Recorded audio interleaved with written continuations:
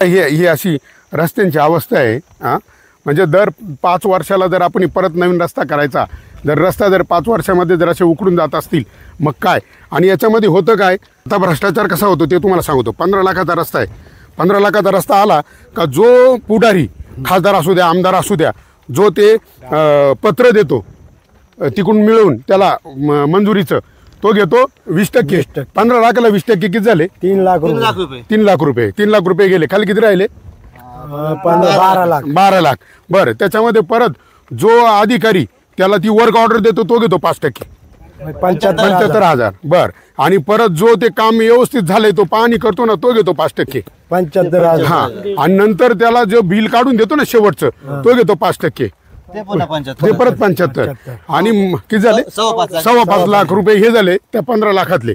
आणि नंतर परत त्याच्यामध्ये त्यांना जीएसटी 18% केंद्र सरकारला द्यायचं आहे। जीएसटी 2,70,000 म्हणजे 2,70,000 आणि ते 5.25 हे किती झाले? 7 लाख रुपये। मग 15 लाखातले जर 7 लाख रुपये जर असे गेले तर त्याला 8 लाखामध्ये त्या ठेकेदाराला रस्ता करायचा आहे।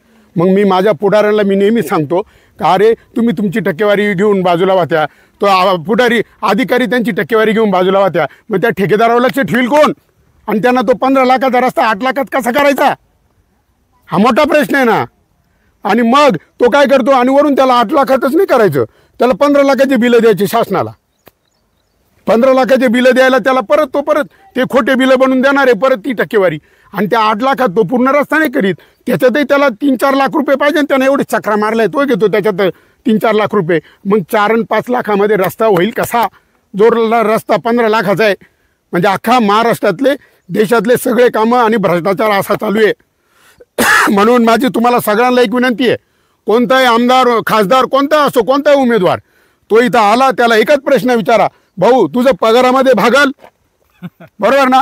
पगारामध्ये भागल का? आमदारला 2,64,000 रुपये पगार, खासदारला त्याच्यापेक्षा जास्त असेल, आणि वरून मरेपर्यंत पेन्शन, मिळाल्यावर कुटुंबाला पेन्शन, मग एवढंच भागल का? तो हाच म्हणणार आहे नाही। अरे आपण ठेकेदारांना विचारू, त्यांचे कान धरू, तुम्ही फक्त एकदा विचारून घ्या, जाहीर सभांमध्ये त्यांना शपथी घ्यायला लावा।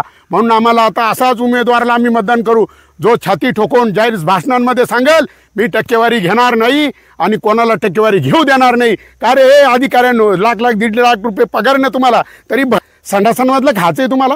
लाजा नाही वाटत? अरे त्या वर्षाला तर घाबरा जरा। हा, अरे भ्रष्ट अधिकारी आणि भ्रष्ट पुढारी हेच खरे देशाचे गद्दार।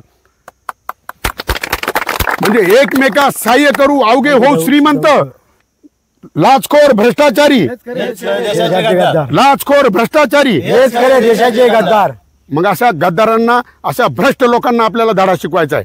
तुम्ही सगळे संघटित आहे, कोणताही पुढारी येऊ द्या त्याला विचारायचं, भाऊ तू टक्केवारी शिवाय काम कर, पगारात तुझं भागलं पाहिजे तरच आम्ही तुला मतदान देऊ।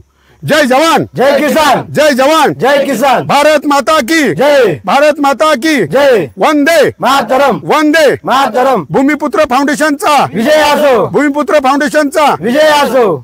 चला, धन्यवाद। धन्यवाद।